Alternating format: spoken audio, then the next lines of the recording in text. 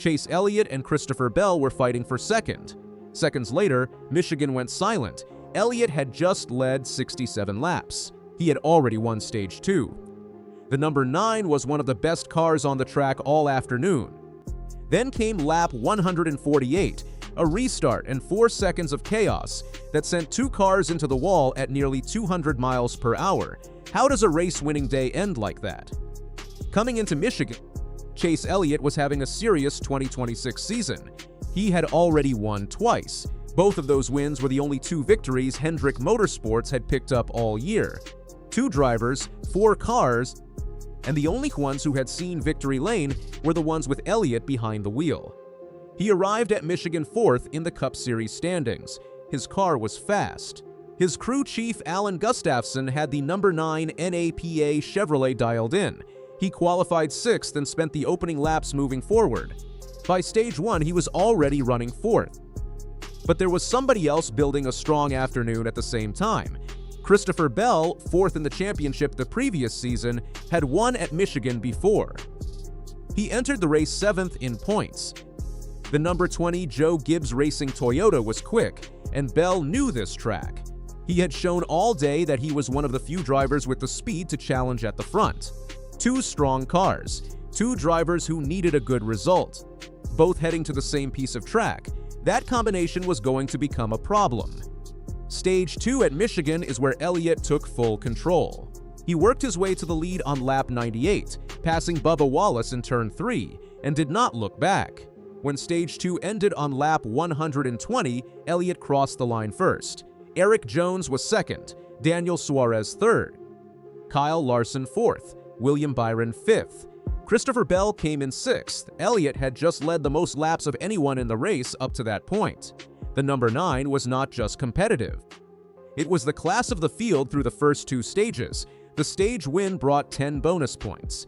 It added to an already solid day, and it set up what looked like a real shot at the overall win in Stage 3. But here is where the afternoon turned complicated. Bell was sitting 6th at the end of Stage 2. He was not done. His car had speed, and Stage 3 restarts on a 2-mile oval are where positions change fast. He came out of the pit cycle with fresh tires and momentum. Elliott restarted the final stage and drove clear of Byron into turn 1. He was leading. Bell had already moved to second. The 2 fastest cars in the race were now running first and second with 80 laps to go. That should have been a story about a great finish. It was not. Remember, this is the same Chase Elliott who had just led 67 laps. The same driver who won Stage 2. He was in position. And then lap 142 happened before lap 148 even got there. Section 3.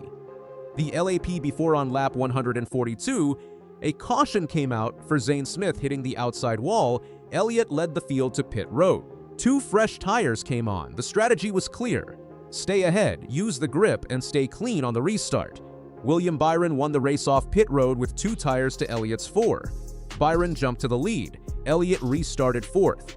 That 4-tire call was not a mistake. Fresh rubber on a 2-mile oval at this stage of a race is aggressive, useful, and it gives you a car that can pass.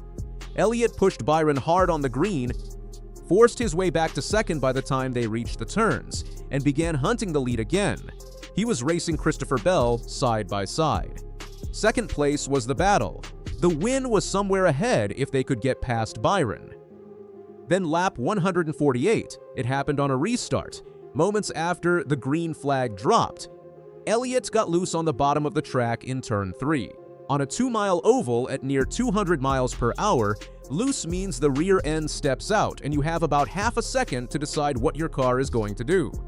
Elliott felt it break free. In his own words, he committed to spinning out.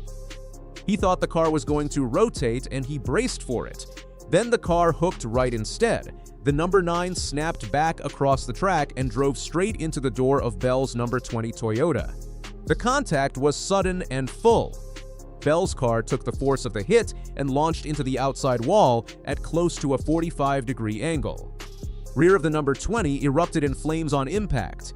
The SAFER barrier did what it was built to do, absorbing energy from steel and foam compressed at race speed. But the force was enough to visibly deform the wall. The barrier bent inward. Elliott's Chevrolet did not escape either. After the initial contact with Bell, the number 9 came back down the track and hit the inside tire barrier coming out of turn 4. Both cars were destroyed. The yellow flag came out on lap 148. 2 laps later, NASCAR displayed the red. The red flag at Michigan stopped the race with 51 laps remaining. That is not a routine stop. A red flag means the track cannot safely continue. Debris crews, wall crews, and NASCAR officials all have to agree the conditions are ready before racing can resume. The SAFER barrier repair took roughly 20 minutes. The wall had to be rebuilt well enough to protect any driver who might hit the same spot in the final 50 laps. While the crews worked, both Elliott and Bell climbed from their cars under their own power. Both walked to ambulances and rode to the infield care center, which is standard procedure after any significant impact. Safety workers at Michigan had both men checked out before either spoke publicly. Elliott walked over to Bell before the ambulances left. The two shared an embrace on the track. This is the same driver who had led more laps than anyone else in the race, who had just banked a Stage 2 win, who came to Michigan 4th in the standings with a real shot at closing ground on the leaders. What he said next tells you everything about how that embrace felt. Elliott came out of the infield care center and did not hesitate. "Totally my fault," he said. "I feel really bad for Bell. I was just trying to make use of the fresh tires and at least get to second and hopefully stay side by side. I got in there, got free, and I thought I was going to spin. I kind of committed to spinning out and just hoping I could spin. And as soon as I started to commit to spinning out, it hooked right, and unfortunately, he was out there. He did not qualify it. He did not pass blame to the track surface or the tire wear or the restart. He said it was his fault. He said he hated it, and he said he knew Bell took the harder hit of the two. Bell spent close to an hour inside the care center. He did not speak to media after being released, but team owner Joe Gibbs did. Gibbs confirmed that Bell had wrist and ankle injuries that would need further evaluation back in North Carolina. The exact extent of those injuries was not clear Sunday. What was clear is that Bell walked out, but he walked out hurt. The number 20 finished 31st. The number 9 finished 32nd. Two cars that were running first and second in the race with 80 laps to go ended up at the bottom of the results sheet. The crash did not just take out two cars. It changed the standings in ways that will matter for months. Elliott entered the race 4th in points. The stage win he collected Sunday earned him 17 stage points, which kept him from falling further. He still holds 4th in the Cup standings, but the gap to the drivers ahead of him did not close. A race where he led 67 laps and won a stage should have been a points day. It turned into a survival situation. Bell entered 7th. A wrist and ankle injury heading into the stretch run of the regular season is not a small thing. He is winless since September of last year. He needs clean finishes and he needs results before the chase field is locked in on September 6th at Darlington. Being hurt or worse, being forced to miss time would be a serious problem for his season. The race itself. Denny Hamlin won it by over 11 seconds. William Byron, Elliott's Hendrick teammate, was leading when the red flag came out and stayed clean in the final 50 laps. Hamlin pulled away late and took his 3rd win of 2026. Bell and Elliott never saw those final laps. Chase Elliott and Christopher Bell were fighting for 2nd. That is where it ended.